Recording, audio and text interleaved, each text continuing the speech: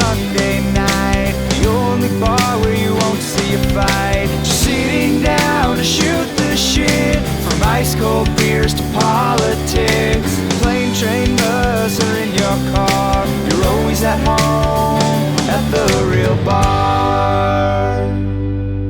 Sponsored by the Palisades Hotel Bar and Grill. What's going on, guys? Welcome back to another episode of The Real Bar, Season 2. I'm here with my co-host, RJ Ferrucci. What's up, man? What's going on, man? And our guest this week, about time. We've been waiting. We tried to do a 6 a.m. episode. Did not work out. Autumn Swavely, what's up? Hi, guys. Thank you for coming. So, I mean, a lot of you guys that are listening probably know Autumn. I've heard of her, either between the fitness industry or just living in Rome in general. She's very active on social media and things of that. So, my first question to her is about her fitness journey, I guess. As of right now, she has her own business, which we'll get into later. But I kind of want to know how you got into fitness and your progression throughout it to where now you have a business literally related to health and fitness sort of. So I knew that I wanted to be in the fitness industry from very young. My dad's a strength and conditioning coach. You guys both know that. So I was in the weight room very, very young. I was actually doing Nordic curls and push-ups in my living room for punishment when I was a child. So I have phenomenal hamstrings. But I knew when I went to school that that's something that I was really going to want to get into. And then once I graduated, I came back home. Actually, I went for the head field hockey job at Brockport and put all my eggs in that basket, stopped partying with everybody there because I thought I was going to get the job, didn't get it. They offered me the assistant strength and conditioning and assistant field hockey, and I left, and I came back home. And then my whole life kind of fell apart, and then I decided to get back into strength and conditioning, start a business because I had nothing, so I had nothing to lose. I poured my absolute heart and soul into starting my business, stayed up for 3 days straight to put my website together, and it's been this ever since. All right, so my question for you is, they offered you the assistant strength and conditioning coach position, correct? And you turned it down because you wanted to be the field hockey coach, and now basically you're a strength and conditioning coach, throughout your own business. So looking back now, would you have taken that job now that if you knew now if you know what I'm saying, now that you know you're back in strength and conditioning, would you have done that if you knew you were going to get back into the field? Were you more depressed kind of that you didn't get the job you wanted, so you were screw the other one? No, I tend to understand that I feel that people take jobs sometimes because it's the safe route, and I knew that if I took those jobs in Brockport that I would have stayed in Brockport for the rest of my life. I would have continued to do strength and conditioning and continued to do the assistant field hockey, maybe got the head field hockey, but I never would have left Brockport. I never would have grown. I never would have done anything. And now coming home, I took the 2 years to fall apart, put myself back together, and now I'm moving to Florida. So in the long run, I did the right thing, whether or not it destroyed me to begin with. But I'm glad I didn't take the job. That's fair. Sometimes the longer path is the best path. I mean, shortcuts are good sometimes, but sometimes they just get you lost. And that's what it is. No, true, honestly. But I heard that, I was like, damn, that's okay. But I'm so gay. Getting deep in the morning, brother, getting deep. All right, so just kind of gear backwards towards where you started fitness and stuff. Just because you didn't mention it, I thought you were gonna, unless you did. Your dad, I feel like your dad had a big role, and I could be totally wrong, and getting you into fitness and just working out and stuff like that. I mean, I see you do workouts with him now and stuff like that, and he obviously has showed you stuff, and I'm sure you've showed him stuff. But is he one of your inspirations to why you started, or is that kind of just an after effect? He didn't really contribute. Did he ever push you to work out? Is that kind of how you got into the industry to start? So in my house, it was 3 sports mandatory or you got a job. So we all played 3 sports, and then if you didn't start on a team, it was your own damn fault. You got up at 5 in the morning, you hit 600 softballs until you were one of the hitters on the team. That's how it was. Which is great because we all have a work ethic and a drive to be one of the best on the team, whether that's in work or anything else now. So it's definitely instilled in us. I think contrary to, I think a lot of people either love or hate my dad. I think my dad's a phenomenal coach. I've never had a problem with my dad. The things that he's done, I think, for a lot of people go unseen. And a lot of what I do in my coaching has come from him. He's big into teaching. I'm big into teaching. I don't just tell people what to do in my business, and we'll get into why that makes me different from other strength and conditioning coaches, but I love to tell people the why and make them understand the why of what they're doing. I think that's really important. I think that's something he instilled like in fitness with me, and now he's my powerlifting coach. So Okay. Just for a backdrop, can we just who's your dad? What do you do? Just because if they're not from Rome, they might not know. Okay. And he's got a pretty good backstory. So my dad was the RFA football coach for a long time, the varsity coach. He is the strength and conditioning coach for Rome, New York. He does the track and field, indoor and outdoor for throws. He's very successful. And he used to throw for Canisius College and play football for Canisius College a long time ago. And he used to powerlift a long time ago too. And his numbers I recently found out were more impressive than I thought. So, really? Yeah. So you didn't know like how? I mean, I figure your dad's just a beast. You didn't know like what his actual like, I guess track record was like in the field. Yeah. No, I had no idea. He's trained in some of the places that I wish that I could be invited to. Like my dad had a considerable career before I entered the world. Wow, that's impressive. And this is all in powerlifting, correct? Mm-hmm. Powerlifting, coaching, throwing, especially, yeah. So he's probably been to like some crazy gyms, like. Yeah, he went to Westside Barbell, which is in.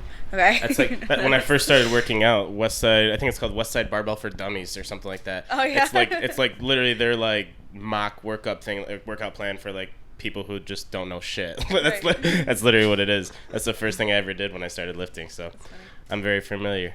All right, to move on with the questions. What was your, I guess I don't know, kind of hit on this. What's your relationship with your dad? So I understand that, like, you said you never had a problem with him, like, he got you into working out, blah, blah, blah. But, like, your actual relationship, because, like, I know for me, like, having a dad as a coach can be tough at sometimes. So, like, it's different because you played sports and you were working out and, like you said, you were up at 5 a.m. So was there ever those times where you were, like just be my dad? Like, why are you know what I mean? Do you kind of get what I'm saying?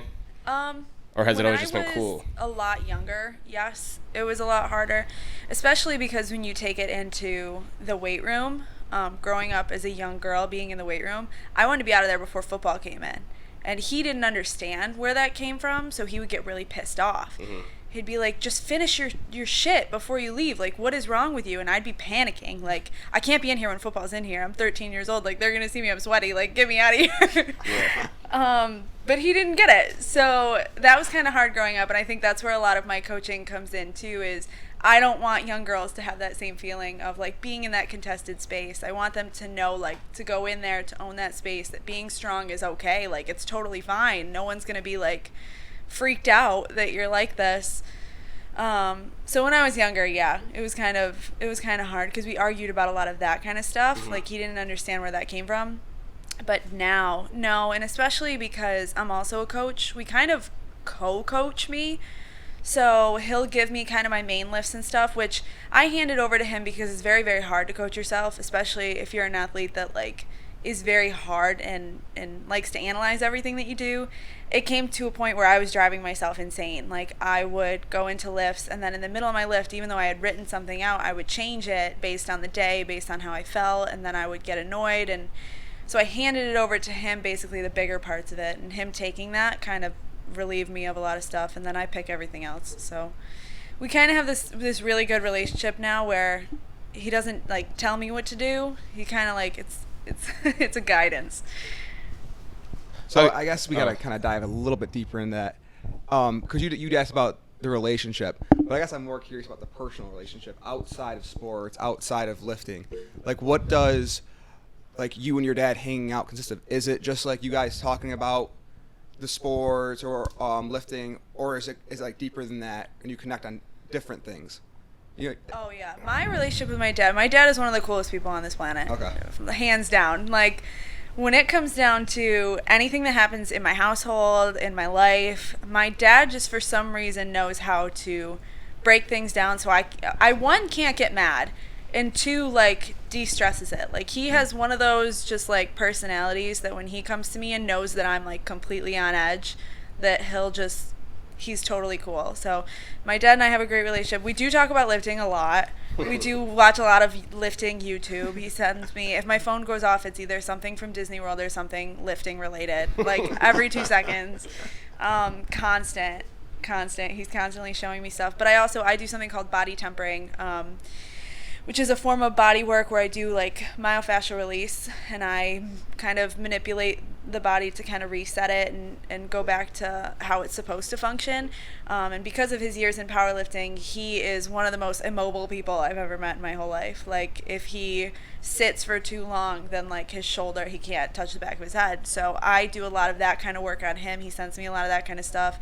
So it's kind of pushed that part of my career and my business too, because I have one of the best guinea pigs ever. I have like, if it doesn't work on him, it doesn't work. So it's been good.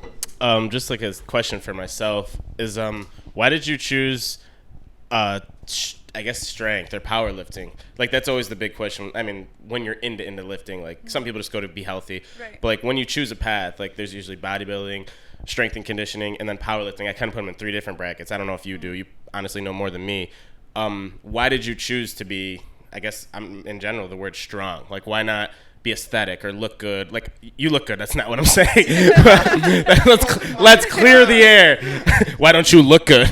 You look good, but why didn't you choose like the bodybuilding path or something else? Why is it powerlifting and like strength and conditioning? So when I first graduated college, I had been strength training my entire life. So I decided to put it on the back burner, and I did everything else. I even for like 2 seconds tried CrossFit, but don't ever tell anybody in powerlifting whether that happened. Oh my God. But anyway, thought about doing a Spartan race, thought about like, wow. I wanted to do everything. And then when it came down to it, I got back under the bar, and I had never free squatted before because I had belt squatted 3 years in college because of my back break, and I had only gotten under the bar my senior year. You know what any of what she's saying is? No, okay. I do. He's not a fitness guy. So when you say as we all can see, I'm not a fitness guy. When you say like with like the terms you're saying in the gym, explain them first of all for him, and then honestly for the people listening who literally don't know these terms, just kind of say like what these different exercises are, so they can get a mental image. The belt squat is basically like, so if you are barbell squatting, the barbell goes over your back and you squat the barbell. A belt squat goes around the middle of your body, and then the chain or cable goes down through your legs through the floor. So the pulley and the weight is in the back. So there's no decompressing portion of the squat anymore. There's nothing that's on your back pushing down. Everything is from hips down. So for someone like me who had a L5 back break, which is a low back break, I couldn't load from the top. So I had to load from the bottom, so I trained on that for 3 years. And then I got back under the bar, meaning I got back under the barbell and squatted in my senior year, which I only box squatted. So then I started free squatting when I was home, only in August of last year. My meet, actually, fun fact, in November, I had only free squatted 2 times before that meet in my entire life before I competed. I forgot what the question was. What was our question? Oh, why did you choose strength over bodybuilding? Okay, keep going. Sorry. But yeah, when I started to train back again and just got back into strength training, I realized that's where I felt the most myself. Like, there was a lot of things in my life that made me lose myself, but strength training again felt like I was doing it for me. You know, I felt like I was empowered. The more I got better and the more I would, like, I didn't focus so much on, because I mean, when you start to fall apart, you hate yourself, you hate your body, you hate your life. I think when I decided to put all of the focus away from what I looked like and what my body was changing physically and just what I was capable of doing, everything changed for me. My body changed, my demeanor changed, my confidence changed, because I realized, like, I was capable of doing so much more than I thought that I was. And the potential that came out was I can be a competitive athlete again, and I have the potential to go far in this. So I kept it. So, back to, I guess, the original question, do you kind of steer people away from, I mean, not steer away, but like, do you recommend your path over others? Like when you're getting people, like clients, and we're getting into your business pretty soon, do you kind of say, hey, like, this is the program, if you follow it, this is the result? Or can someone come to you, like say me, and I'm like, hey, I want to drop 25 pounds. Like, what is your style? Like, can anyone have any goal and you're like, you know what, I could do it for you? Or do you only take the people who want to get wicked strong and maybe go to a powerlifting competition? Like, can you train a bodybuilder? Can you train someone that likes to do CrossFit? Can you incorporate that stuff and say, all right, I'm going to gear it around what you like to do, but I'm going to help you? Or is it only, hey, I'm going to give you what I do and you're going to do it and that's how it's going to work? No, so how my business runs is if you come to me and say that, you know, you want to be trained by me, I send you a questionnaire, and my questionnaire goes through, I think, 24 questions, and I base a lot of my programming around that, plus conversations with the individual on what they want to do.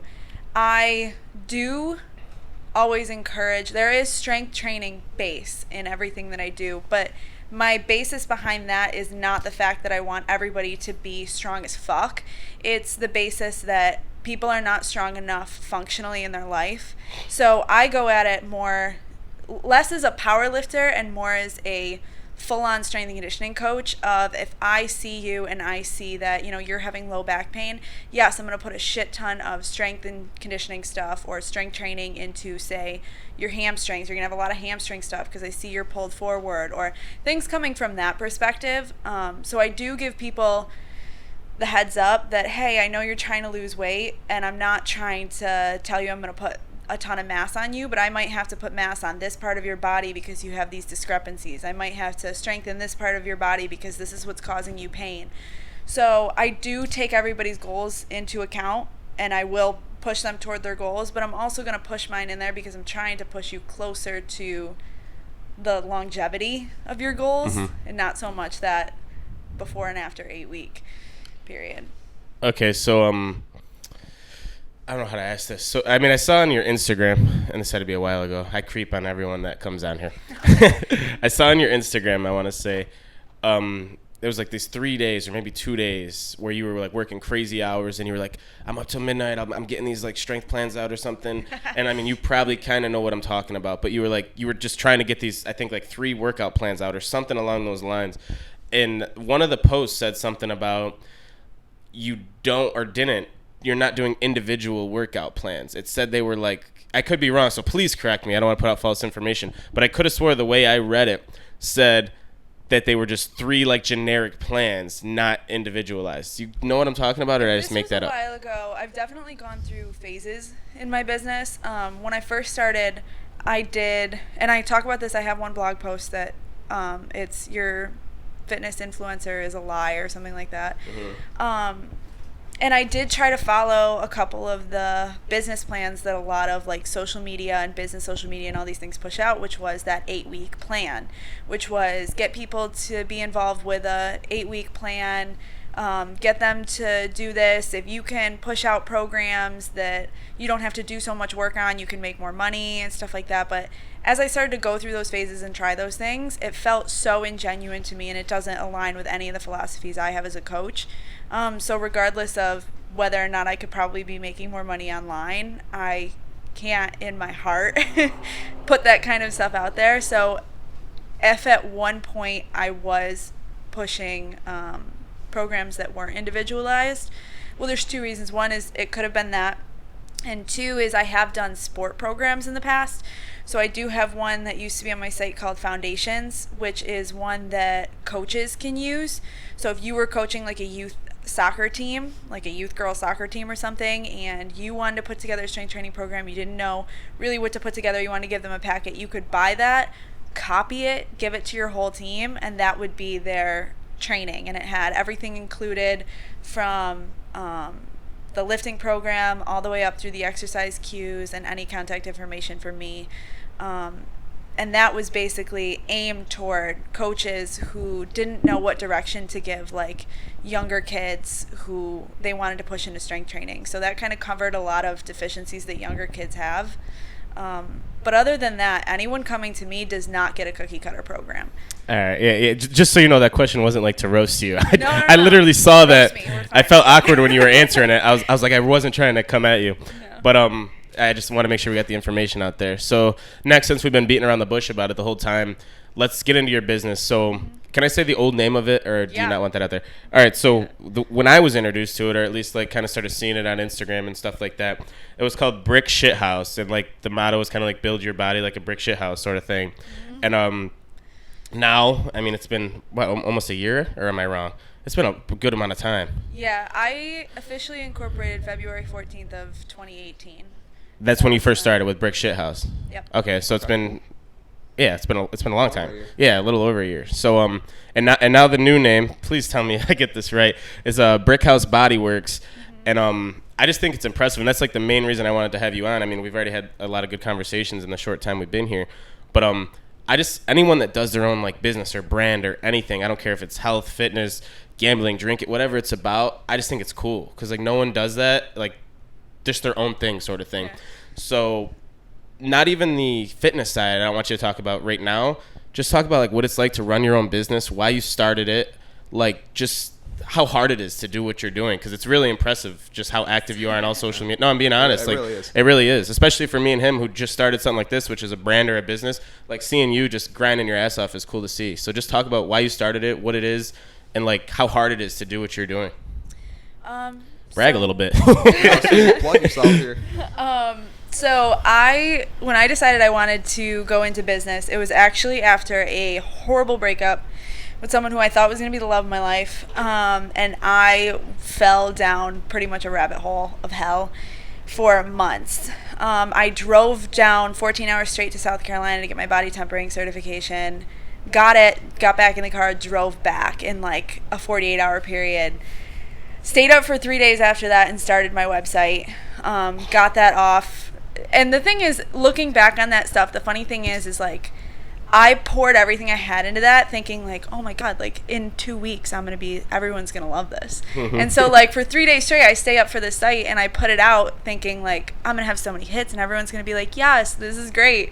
But then like after those 3 days, and that barely happens, you're like, why did I stay up for 3 days? But whatever. I got it out and it was great. I just recently redid my entire website, which it was overdue. So that's fine. Plug the website if you know it off the head. BrickHouseBodyWorks.com. There you go. Go check it out, guys. Go check it out. Go read my blogs because I'm funny. Wait, my theory is if you tell people you're funny, you can't be funny. That's my theory. So now I got to read these blogs to see if you're actually funny, because she's self-pronounced herself funny just now. But so I went back and forth. The biggest problem actually I've had with branding is I've kind of had a problem playing the Instagram game. I've gone back and forth between making my my business one also my personal one. I've had myself on that one for a while, and then when I got my personal Instagram back, because I was locked out of that for like a year and a half. Bad pictures on there? No.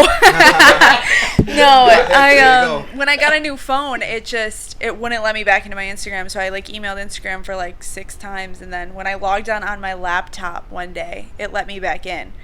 So I got it back. Don't ask questions. Yeah, whatever. So now I keep them pretty separate, and I've gone back and forth because there's a lot of successful fitness-related businesses that are built on someone's personal Instagram, and then there's a lot that are built on keeping them very separate. Like, you know someone, and then you know that their business, you know they're associated, but their business has its own identity. And I kind of like the idea of that one, and that's where I'm at right now. But I tend to have a problem pushing out content as frequently as I want to. Can I just cut you off quick? Because it's, we're both thinking the same thing. Yeah, so you're thinking the exact same thing, right? We like to talk about, like, experience that we've had with other business owners or brand owners. And that's kind of a thing we just, like, came through. Not that we're, like, a big podcast or worldwide or anything. But, like, we found it, like, this is what we like to do. Like, you like to do strength and conditioning. You like to coach. You like to talk to the people.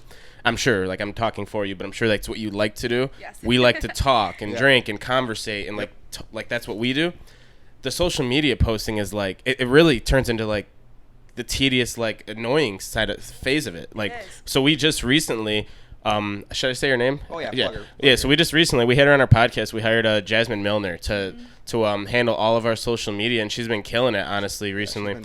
She gained us like 130 followers in like 2.5 weeks or something, which is impressive from my standpoint, because we had it for 2 months. Got us a new logo. Well, hooked us up with a girl that could get us a new logo. So she's doing awesome work for us. Honestly, I am recommending her, but anybody in general, like, I think taking it out of your own hands just makes it, and I know you like to be personal and like make sure it's like an experience for like your client, but really like that social media shit for someone that's passionate about what they actually do, like it's tedious and annoying time that you could be doing something better for your business. So I really recommend like literally just getting it out of your hands, because I think your business will grow like exponentially if you can just focus on the business and like someone else is doing all your posting for you. I think it's the best route. But I just wanted to share that with you.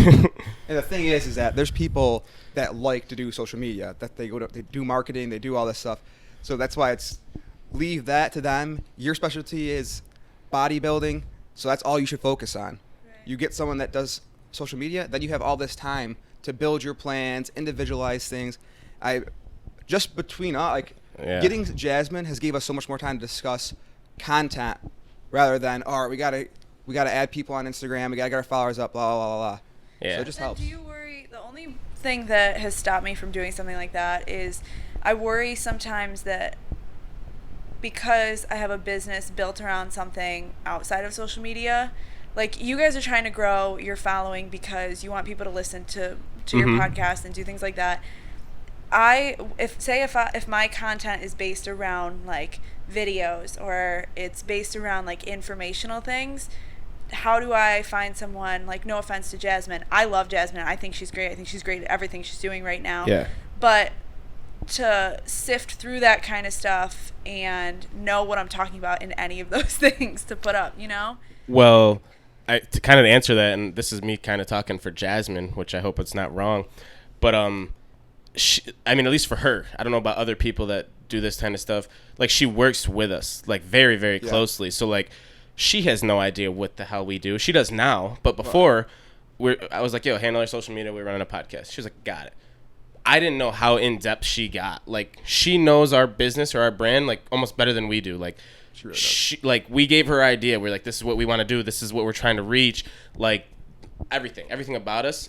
And she asks us every day, what kind of content do you want to post? Do you want to do quotes? Do you want to do this? What kind of people do you want to reach? Like, blah, blah, blah. And like you said, that's social media based. But for you, like if you just talk to her or anybody who does this stuff, if they work the way she does, like we have like we literally have a group chat with her. Like, and it's awesome. I didn't think it would be that cool. Like we literally have a group chat where she asks us everything we want. So if you just tell her about your business and what you do and the people you're trying to reach, she'll get you the followers or the viewers or whatever it is, and then they'll contact you or whatever. Yeah. She'll get you the clientele, and then you can make the personal relationships with them. But she just knows how to reach them. It's the weirdest thing. Like that's what she's doing for us right now. Like I questioned her the other day. I was like, what kind of people like are we following or are following us? And she was like, well, I have it based on like this, and this. Like I want people that like podcasts. I want blah, blah, blah. And like the people are like, they're engaging with our shit. Like we had 100 followers, probably a month ago, and we were getting like 6 to 15 likes on videos and posts, and now we're getting 40 to 50, which is nothing crazy, but like she's getting people that want to engage. And I feel like it's the same for you, regardless if your business is social media based. Social media is where you can get the widest outreach to like different clients. So she'll find you that clientele or the people that are interested in at least your stuff, and then you can build that personal relationship with them, if that answered your question. It's true. But we just went off on a tangent. That's what we're here for. Like we try to get advice from, like we got advice from Jasmine when she came on. Like we want to give advice. We want to create an environment where we can kind of share ideas, because we're bringing on business people. We're bringing on people in industry. That's pretty much what's going to happen throughout here. For sure. But sorry for everyone listening. That was literally just a tangent on like helping each other with our businesses. But all right, back onto the questions that I have to ask. Is now that you kind of talked about your business, people know you have it. Talk about what you do. What do you offer? You don't have to get into prices or anything like that, but like just kind of like plug your shit. Like what do you do? What kind of people are you trying to reach? Is it ages 6 to 80? Like everything about it. What do you do on a daily basis, and what can you do for people that may not know about you? So right now I have pretty much 2 very prominent options on my site and in my business. One of them is monthly coaching, which is where I do a lot of one-on-one stuff. On top of individualizing programming, I talk to them per week. So every Sunday I do a check-in. I'll do check-ins throughout the week. They contact me, some of them every day. Some of my clients, I love them, but I talk to them probably more than I talk to my boyfriend. They need a lot, but it's fine because I love what I do. And those are my monthly clients. My monthly clients are definitely people who need a lot more guidance, who need a lot more encouragement, who need a lot more information all the time. So that's what that option really offers. And then I have my programming. So the individualized programming, both of them fill out the questionnaire. So if you're interested in anything, I send you the questionnaire. Once you have the questionnaire in, if you choose to do just a program, I have a 4, 6, 8, 10, 12. So you can program for as long out as you need to. Usually the 10-12 is for my off-season athletes who come to me, or my strength athletes who come to me because they want that like 10 to 12 week block. 10 is usually an off-season for any athlete coming into the fall season. So I get a lot of those. And those are individually written. So those are written, I sit down at one time for a couple hours. I take the questions on top of the conversations and I write out an entire program for them and I send it to them. They also get my contact information. So the only thing that's missing with the programs versus the monthly is I don't do check-ins. So I don't check in with them on Sundays. I may check in with them every once in a while to see how the program is going, but I don't do that every like weekly thing that I do with monthly. So monthly is very much more one-on-one. But at any time, they have what I use Telegram, because if you are someone who gets anxiety when you see the red dots on someone's phone, don't ever open my phone, because between my emails and everything else, it gets so bad. So Telegram I use for all my clients because I know when I get a notification from that it's a client coming in. So I respond almost immediately, whether it's a voice memo while I'm at work, or if you send me film, I usually screenshot the film, draw lines and voice memo over it and send it back. But anyone with a program from me can send that to me and ask for cues, ask for coaching for any of their lifts. And I do that for people on Instagram who are not coached by me. They'll send me stuff and be like, hey, can you critique my squat? And I'm like, send it over. We'll do it. That's fine. And then I offer, and I know this is a question probably coming up, but I offer meal guidance, not meal plans. So I believe in coaching within your kind of scope of practice. So I am not a nutritionist or a dietitian. I can give meal guidance. So I can teach you about your macros. I can teach you calories as far as maintenance, deficit, surplus, and where you should be in based on your goals. I can teach you how to find that. And I can guide you into maybe rough meal plans. I give calories and macros, so I do give that, and I critique it based on the week, especially with my monthly clients. That changes weekly.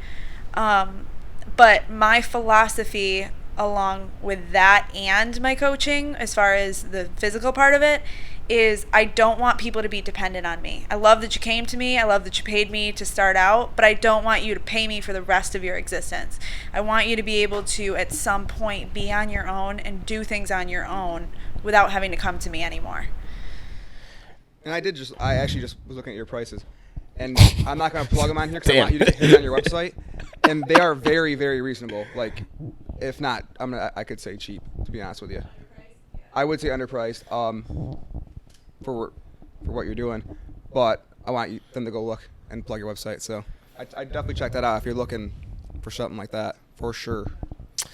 My question is, I guess based on like what you do, and like you said, you have the monthly, the 10, all the different plans you offer.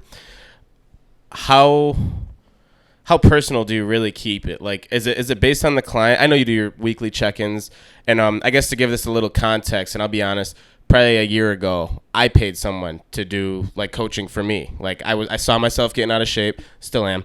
Obviously, it didn't work. Saw myself getting out of shape. I was like, you know what? I don't have the motivation, and I kind of looked to that person to give me the motivation. I was like, dude, it was like the person and my bank account. I was like, if I pay somebody to like tell me what to do and like what to eat, and I was like, I have to do it. And it worked great for like 4 weeks. Literally, like for 4 weeks, it was perfect. And then I just realized, I was like, I'll take the hit on I think it was like almost $300. I was like, I'll take the hit on it. I think it was 12 weeks for like $280. Just because I'm being real, I'm being honest about it. But yeah, I think it was 12 weeks for $280, and it was awesome. 4 weeks, I think I lost like almost 15, 16 pounds, which is a lot for 4 weeks, but I was wicked overweight, like I am. And it wasn't personal at all.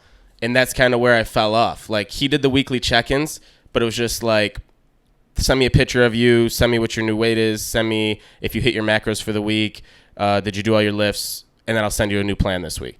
And that's kind of the reason, I mean, I'm not blaming it all on this person, but that's kind of the reason I kind of like gave up on it. It just wasn't personal enough to where you said you don't want the person depending on you. I feel like there are some people, and not me anymore, but there are some people that like kind of will depend on you. Like think of like that exact situation where someone's trying to like finally get back into it, and they want like that person who's like, come on, let's go, let's do it. Is that not the kind of coach you are? Are you just want to do the like let me check in sort of thing, or will you like work side by side like every day, or you know what I mean? I definitely am the coach who works side by side. When I say I don't want people to be dependent on me anymore, I mean I would like to, like a parent sending you off to college, I'd like to make you the most successful that I possibly can, and then wean you off into being in the world. Because at the end of the day, you're going to have to, when shit hits the fan, when you get stressed, when you're not sleeping, be able to understand concepts, not just macros. So I don't like to be the coach that gives you calories, macros, workout plan, because if you go to fail, and you probably have so many friends that are like this, they'll start to fail and they'll be like, oh, I remember this thing I did 2 months ago with this one coach. I'm just going to do that exactly how I did it then because I was really in shape then. And then when it doesn't work out, they spiral out and they have no idea what to do. If I teach concepts and I teach how to come back when you fall off, and I also am very, very adamant about the fact that falling off is fucking normal. Like, there's so many times that, like, I have leaner weeks and I'm like, I'm a bodybuilder now, like, I'm so fit. And then the next week I'm like, this is why I'm powerlifting, like, because I'm not this lean. That's all normal. So if I kind of like take your business model like and put it into like a quote, tell me if I'm wrong. That's kind of what it sounds like, is that old quote where they say, give a man a fish, he'll eat for a day. Teach a man to fish, he'll eat for a lifetime. That's kind of what you're saying. I mean, it's funny, but that's the first thing that popped into my head. So true. Yeah. So it's literally, if you, why are you laughing? I think that's literally. I love that you pulled that. It describes it perfectly, dude. Am I right? That's exactly what she's saying. Like, she's like, yeah, I can do it for you or give it to you, and like I'll get you in shape, and then if I leave, you're fucked. Yeah. Or I can show you how to do it, teach you the right ways, like give you a little guidance, let you fail and succeed on your own, and then eventually, like, you're going to be able to do it without me here. I mean, that's literally what she said. No, why is that funny? It's funny that you pulled it out. That's why it's funny. It fits, for sure. My brain works in different ways, dude. Fuck you. All right, so I have another question written down, and it's kind of, like, aggressive. I didn't even see this one, so I'm going to ask it exactly the way it's written down, just so people know how fucked up I am. I said, do you provide meal plans? If so, how? You aren't a nutritionist. That's literally what I wrote. Like I called her out. So sorry for writing it like that. But can you answer that? Like, how do you provide? And you actually did say, to clear it up, she doesn't provide meal plans. She does meal guidance. But how do you provide any like kind of nutritional advice if you don't have like a degree in it, or do you? My degree is in kinesiology, my minor is in coaching, and then I have a CSCS, so that's a Certified Strength and Conditioning Specialist. Within my scope of practice is giving nutritional guidance. A good 30% of my CSCS exam is nutrition. So I am allowed to give up to what I'm doing. Does that mean that every strength and conditioning coach is adequate at it? Fucking no. Does that mean that every personal trainer is below what I do? No. I know some great personal trainers. Plug to Ruben over at the Y. I think he's great. And I know some really shitbag strength and conditioning coaches. So don't plug them. It doesn't. Don't say their names. But I'm just saying it's letters don't mean anything. But if you want to go into like the legal part of it, you can as a personal trainer or a strength and conditioning coach, as long as you don't give. I can't write you out. You know, you have to eat this amount of oatmeal and this amount whatever, but in the long run, if you want to get into it, there's nothing really legally keeping you to say that you can't do that. I mean, unless someone were to report me that I was doing that, which I don't do meal plans, so I'm fine, and I'll say this and I'll talk shit about it anyway. But unless you went and you reported, like, say the coach that if that didn't go well for you and they gave you a specific meal plan and you were like, I don't understand why I'm on a meal plan of 800 calories a day, like that doesn't make any sense, and you reported them to whoever they got their certification from. And let's remember, 90% of people on the internet don't have certifications and everyone's still paying for their services, so no one's done anything about that, so it's not like this is going to be any different. But you could go and get them stripped of their certification.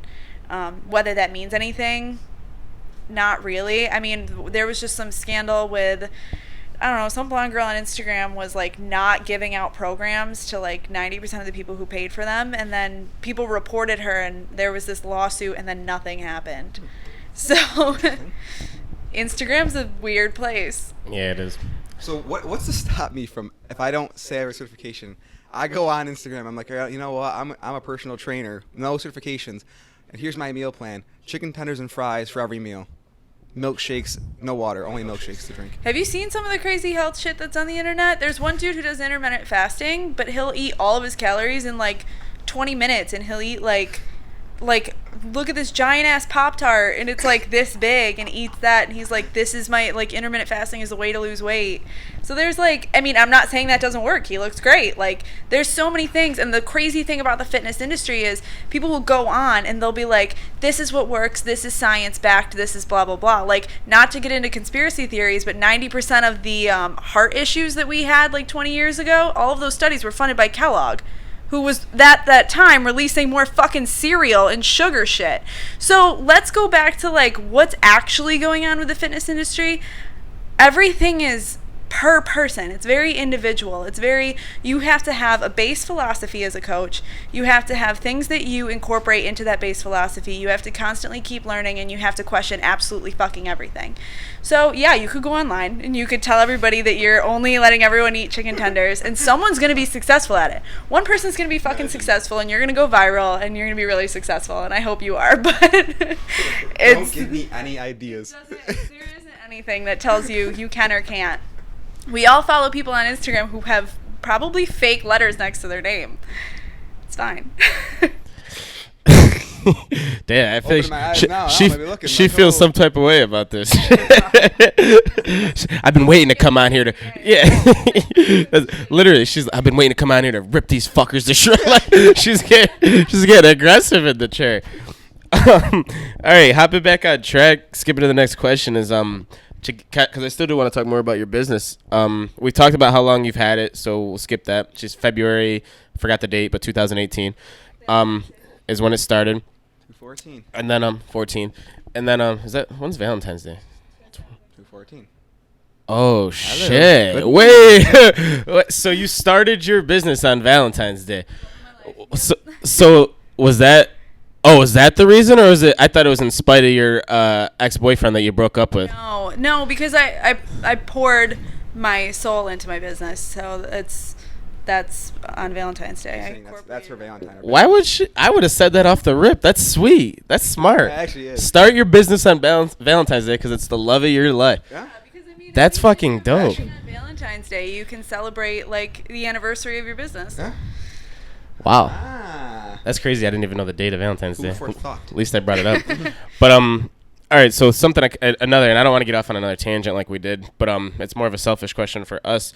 Is it expensive to like keep your business running? I mean, you're in a different industry than we are, kind of, but like we spend a lot. I mean, I don't want to like talk shit, but we spend a lot of money just on stuff we need to keep this going. So like I like to ask other like business owners, like, do you personally have a lot of money just coming out of your own pocket, or like do you have enough clients that are paying for it now? Like, you know what I mean?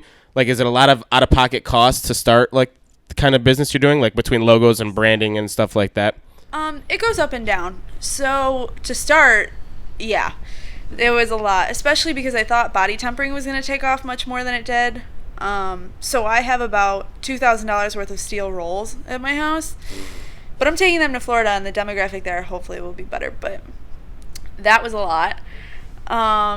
And then starting my website, I don't really pay a whole lot for. I do have insurance, and then my certifications and the insurance for that and everything. It's not that bad.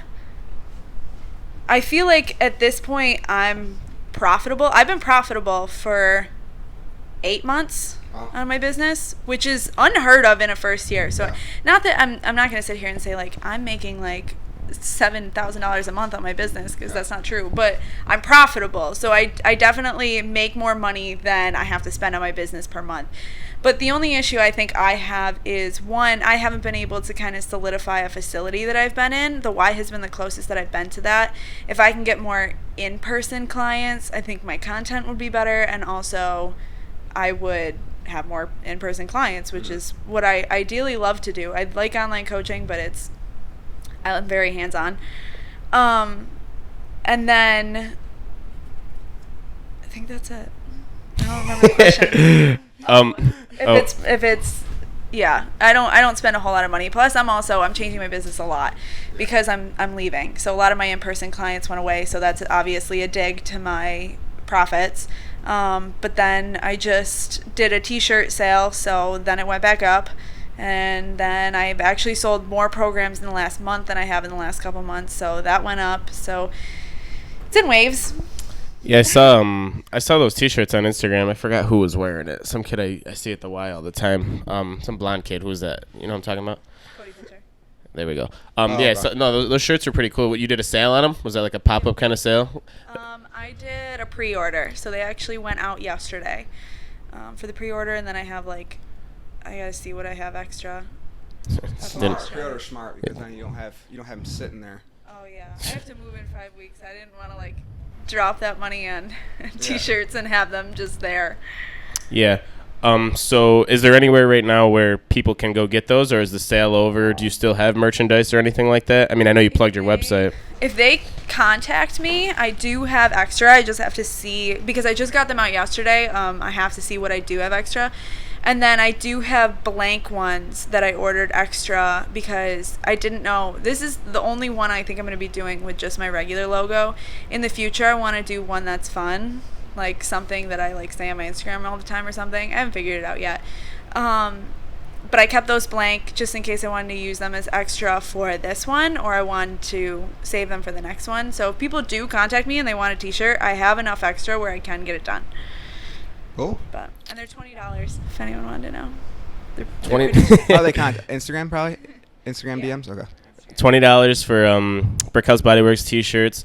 They're actually pretty nice. I saw them. Me and you might have to look into getting one, but not that we're working out. I don't know if she wants me wearing her shit, but $20. You can hit her up on Instagram, slide in the DMs is what she said basically, and she'll take care of it for you guys. But all right, out of the next question, you kind of talked about it just now, but then we went on another tangent. You were talking about building your network and having a different demographic down in Florida and this and that. And I actually had a question on here.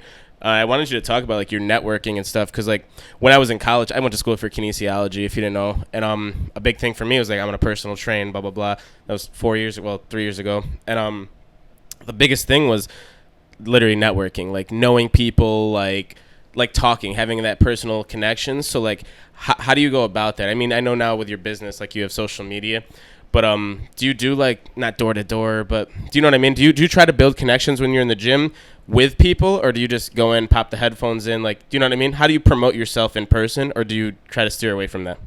I definitely promote myself in person.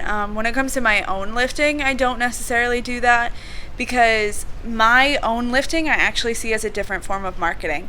So that's another reason that I did get into strength training, is I realized that if I wanted to train people to be strong, I had to myself become strong again.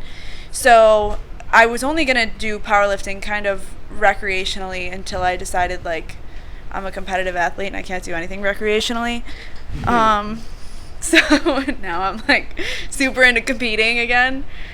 But when I'm in and I'm training, it's a little bit different, because I understand that the better I can be at powerlifting, the more people are going to see me and look at what I do, especially in the powerlifting community. I follow a lot of pages that will shout out people who do impressive things. If I can do something impressive enough that people want to see more of what I do and they want to follow me and they want to follow my career, that's obviously a form of marketing in my industry.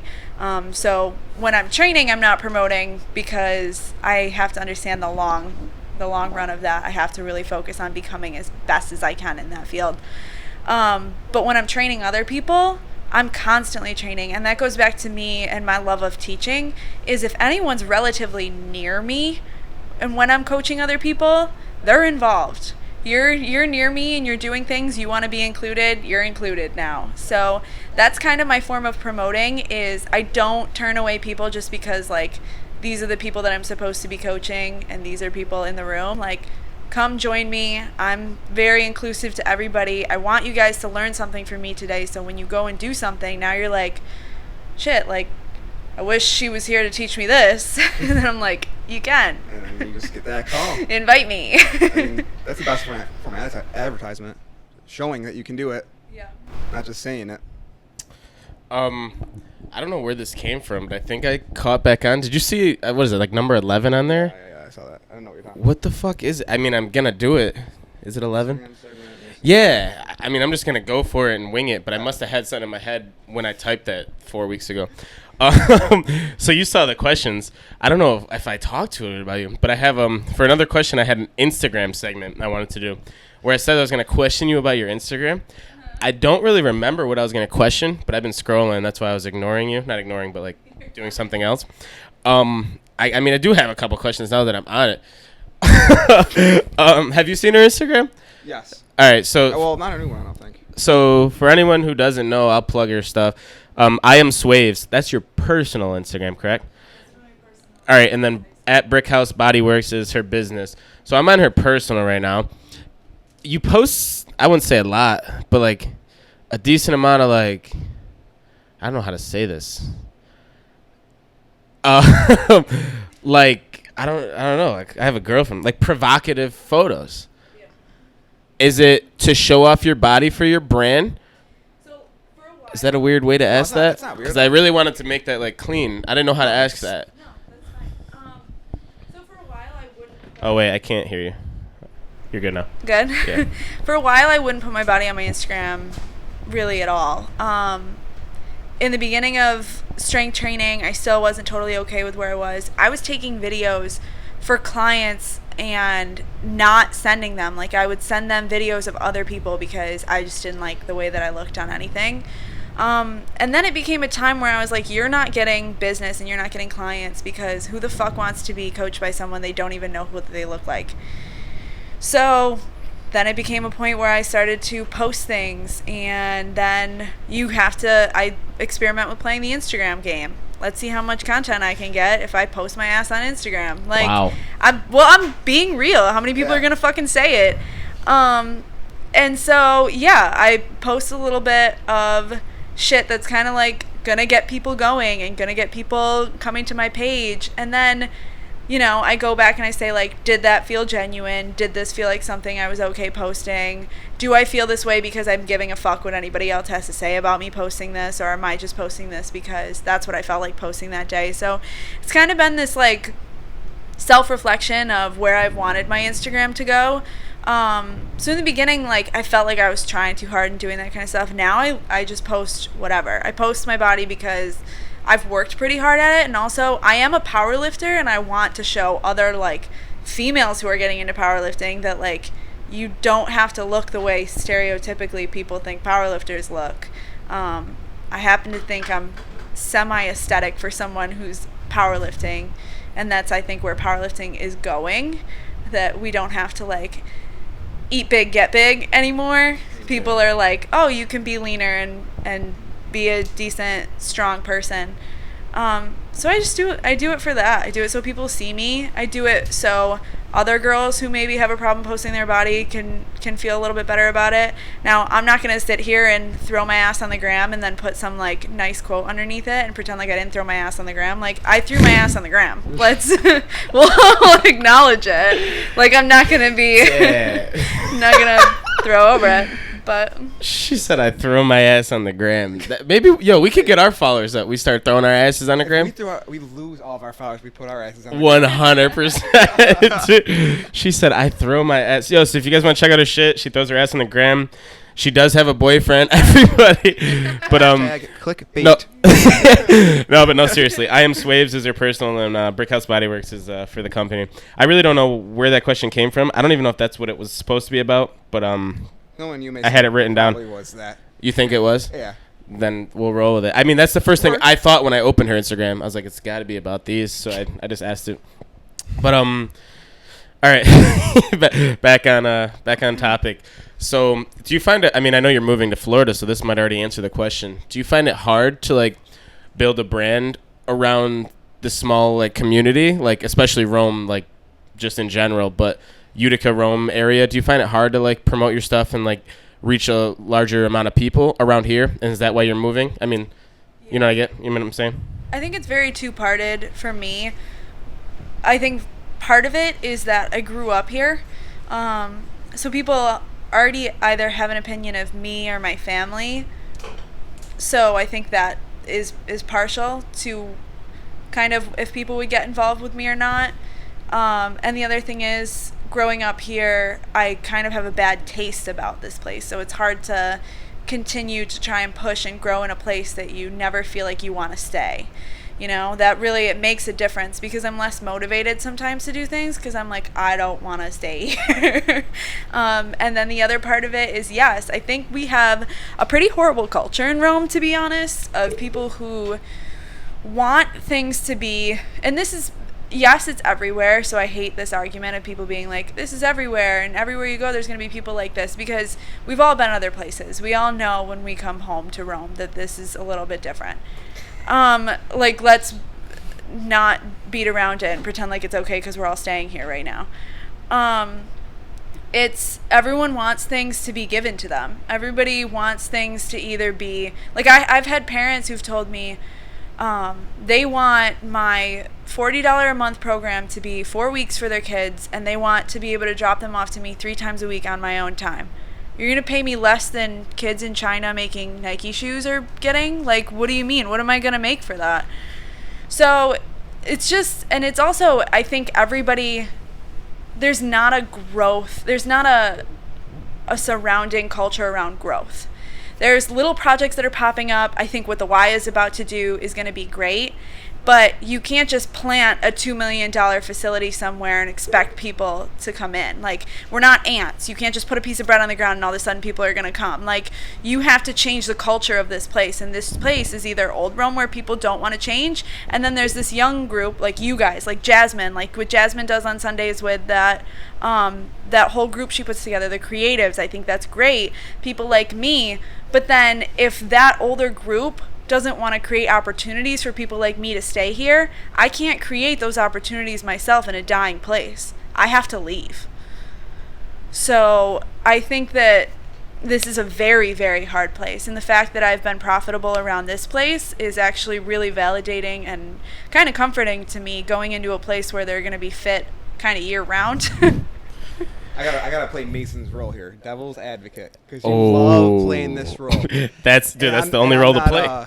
I'm not disputing your second part. I'm gonna dispute your first part, where you said that there's people that have like preconceived notions of you and your family because they know of the Swavely from your dad, from you. I think there's two sides to that coin, and I think that part of the reason you are successful is because people see you. They've seen you play field hockey. They've seen you play sports. They've seen you in the gym. They know your dad. I think your reputation is part of the reason you're successful, and I could be very wrong on that. But then there could be people who are like, you know what, I don't like the Swavely's. So you're right on that part too, but there's definitely two sides to that coin. Before she answers, can I kind of, it sounds like what she was talking about is the reoccurring theme that we talk about all the time with like the Rome, like negativity. Mm-hmm. Like she said, she's been like, she's had growth and profit around here. But tell me if I'm wrong. It sounds like you're talking about like, yeah, it happens everywhere. But literally around here, it seems like a little bit different. Where like we keep saying it, and I've said it probably a million times. People want you to succeed up into a point to where you're doing a little better than them, and then they don't want to see you succeed anymore. Is that kind of what you're getting at? Like, yeah, I mean, we'll take a lot of other small businesses, like somewhere like, and I fought with a couple people, like Cappuccinos. I love Cappuccinos. I think it's great that they planted their asses over there. Awesome for them. I hope they keep growing. But there's so many people who will look at me and when it first started will be like, oh my God, I'm so excited that we have this place. Like, I'm glad we're finally getting these things. How much money have you spent there? How many times have you gone? Promoting someone else's shit on Instagram is not paying for their services. Let's put that out there right now. Like, wait. Now I gotta cut that off.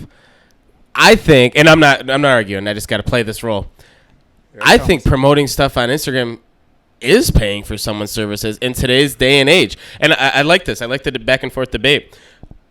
I mean, personally, literally for us, we I guess I'll plug it now. We just made koozies, mugs, and T-shirts, and we're way too small of a business to sell anything. Like, yeah, there'll probably be some of our boys who want to buy it, but like we're too small of a business to actually like put shit up. Like we can't.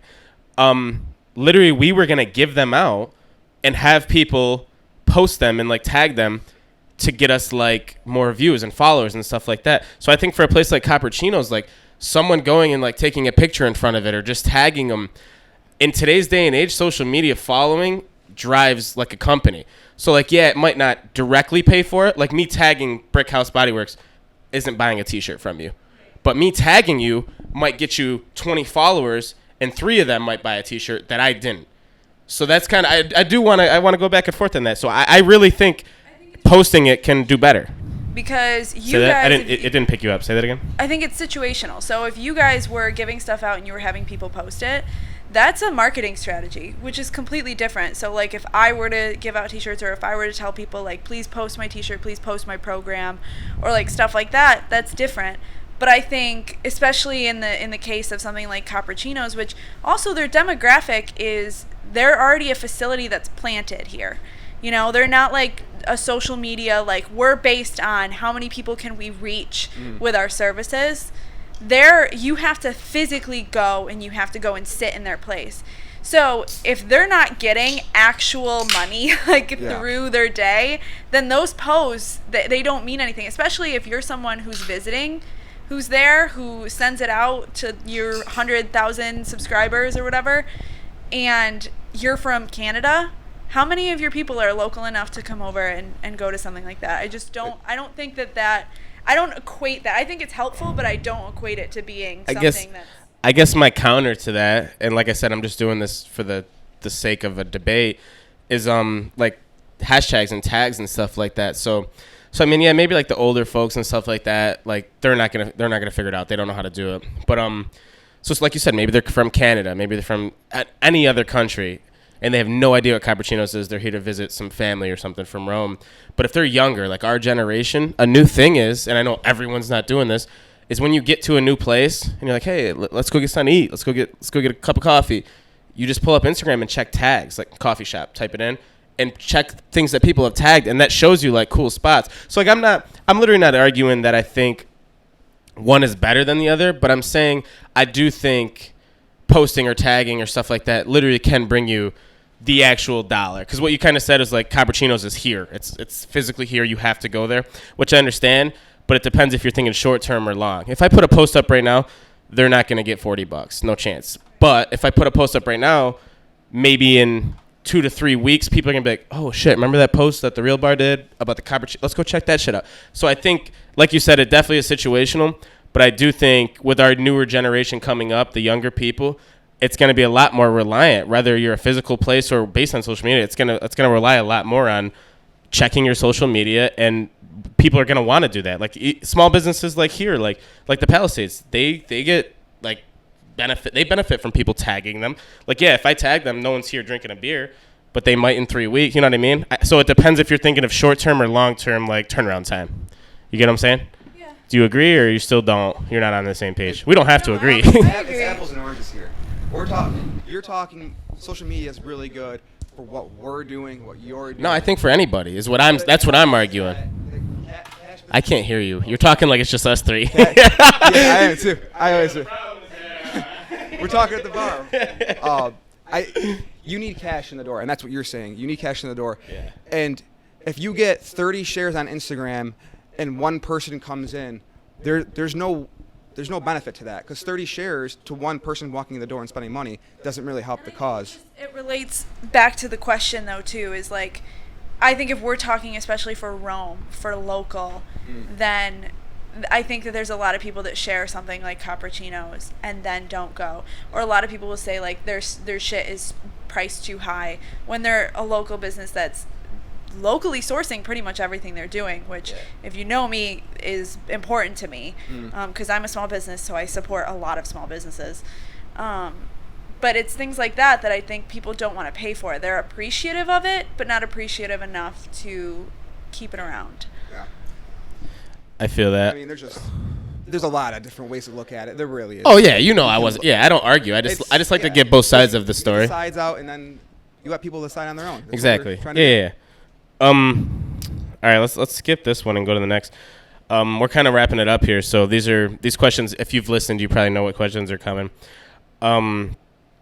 What or if you have any, what tips do you have, like, kind of for us, like, just this setting you've been in, like, just talking to us? Do you have any tips for us to, like, get better, like, anything we could do differently, just anything in general, just for us? You could literally roast us right now. It's your time. No. I see a lot of young people on your stuff. Try to get some of the, like, you guys have a lot of opinions similar to what I do about Rome in this area and everything like that. Get someone in who's gonna, like, argue that stuff, you know? Get someone, like, in the older generation who thinks that this place is never going to go back to how it was because it was so good and everything like that. Like, get them to come in and tell everybody why they feel that way and why, you know, everything that we've done or we've changed is bad. I think that'd be interesting. And it's funny you say that because we actually do have that. We have, is there teasers out yet? Probably not. I'm not. No, there's no teasers. We do have people. We have people coming on from the older generation. So it's just funny you said that because they're coming on, and we actually talked about that, and you're definitely right. We have to. We wanted to kind of from our friends, or just our peers, yeah. Because there's a lot. I mean, you're a peer. There's a lot of people our age that are doing cool shit that we want to promote for sure. But then at the same time, it kind of like takes away our credibility because like. Where are they now? Podcast. Yeah. What are we? She said. Where are they now? Like what? That's what we're doing. We're giving them a stage our high school what kids. they're doing now. Yeah. So that's kind of honestly been not. I mean, that's really what our podcast is like about in general. Yeah. It kind of is a where are they now, but it's not supposed to be for our peers. Like our kind of. Yeah, like our pitch or our slogan, if people ask us, like, what are you guys about? What's your slogan, like, for The Real Bar is, like, we want to give, and this is so generic, but we want to give anyone and everyone a platform to put out their shit if they don't have their own. And that's it. That's end of story. That's it. So it could be our age, older, younger. We just want to give people the chance to talk about it because there's not a lot of this going on. There's Instagram, there's social media, but there's not a lot of let's sit down and just fucking say what you want to say out loud. Conversate and not be social media warriors. Yeah, so that's definitely been our kind of theme. But I found it, and I mean, starting up a something like this, you do have to get your friends because not a lot of people are going to support you when you start. But now that we're starting to grow, not even support you. Oh Strangers yeah, are for sure. Support you. I've experienced that, but no, now that we're growing, I think getting like the older people and like business owners and just people that have been here for a while is something that we have started doing, and you'll see a lot more on our page for sure. So I appreciate that tip.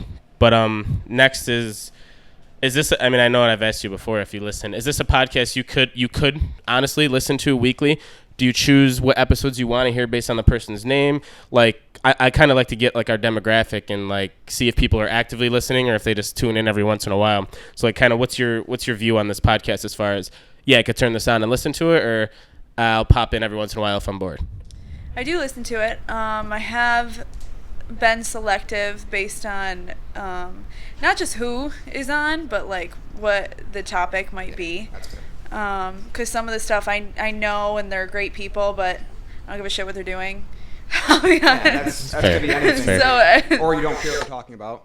Right. So. But I have listened to your podcast, and I would listen to it again. All right, fair enough. Is there any questions you want to directly ask us? It could be about the podcast, it could be about anything in general. Just any question you want to give to us. Yeah, what are you using with your kinesiology degree? Say that again? Are you going to use your kinesiology degree? Just for me. So she said, am I going to use my kinesiology degree? Honestly, right now I'm gonna say absolutely not. But that's not because. It's okay. None of us are really using ours. No, that's my answer. Yes, I do, and everyone knows this. It's like a reoccurring theme in my life. I do want to get back in shape. I mean, you've seen me in the gym. I can lift. I do want to get there and like dedicate myself to it again one day. Don't know when it'll be, but that kinesiology degree doesn't. It's nothing. Like there's not one job where they're like, there probably is, but there's not that one job where like you need a kinesiology degree to do this. Like there's not. So like yeah, I'll use the knowledge of my degree. But I don't think I'll ever physically use that piece of paper or like have to tell someone I have that degree to validate anything. If that answers your question, so I don't think I'll. I like to see what other people, because I went to school for kinesiology, so Yeah. I like to see kind of what route other people are taking. Because like you said, there's not a job. Yeah. We And fucked the up. classes are so hard. It's literally it's not one of the hardest degrees to get, but like biomechanics. dude, it's the science classes I had to take to get this degree. And what the degree does for you, don't even come close, bro. I'm taking physics, calculus, chemistry, biomechanics, anatomy, and fucking there ain't no jobs that require the degree, bro. But that's funny. Any questions for RJ? At all? You don't have to have one. No? You're boring. You're boring as fuck. Nothing. All right, so real quick, just because we're done, shouting out the sponsor. We appreciate the Palisades Hotel Bar and Grill for sponsoring this podcast, as always. Right now, if you're watching on YouTube, we're actually inside the Palisades. It's currently the 4th of July, so me and RJ are wearing bathing suits if you're watching, because we're going to go out on the lake. But we really appreciate everything they do for us. We appreciate them letting us use the facility to record this. We have something for Autumn. I don't know if you can't even get it right now, can you? Yeah, I can get it. Oh, you can? Yeah. All right. We have something for Autumn. I don't know if you knew this or not. We give a $10 gift card to the Palisades to anyone who comes on the podcast. So come in here, get whatever you want to eat, drink. They have a bunch of cool stuff in here. And that's really about it. I really just want to say thank you for letting us use this place and being a sponsor to us for this whole season. Yeah. I hope we're being as beneficial to them as they are to us. Yeah, That's all we can ask, right? That's the goal. Seriously. Autumn, I appreciate you coming on. Just to plug her stuff real quick, if I can remember off the top of my head, she's got I Am Swaves on Instagram as her personal, Brickhouse Bodyworks is her business. She's got BrickHouseBodyworks.com if you guys want to go check that out. If anyone wants to buy a t-shirt, DM her on either her personal or her business account. They're $20 a pop. Was that everything? That was pretty fucking. That was fucking good. Hey! RJ, appreciate you co-hosting again. Appreciate you getting us in here and getting this shit set up. And you can find this on YouTube, SoundCloud, Spotify, iTunes, literally anywhere where you can hear fucking content, you can hear it. Check out, we don't plug our shit. Check our Instagram at TheRealBar, or check our Twitter, TheRealBar_. We'll post all over the place. Like I said, we got Jasmine running our social media, so please support that. And it's been an episode, so nice coming out. Hope everyone has a great week, and we'll talk to you guys later. Peace.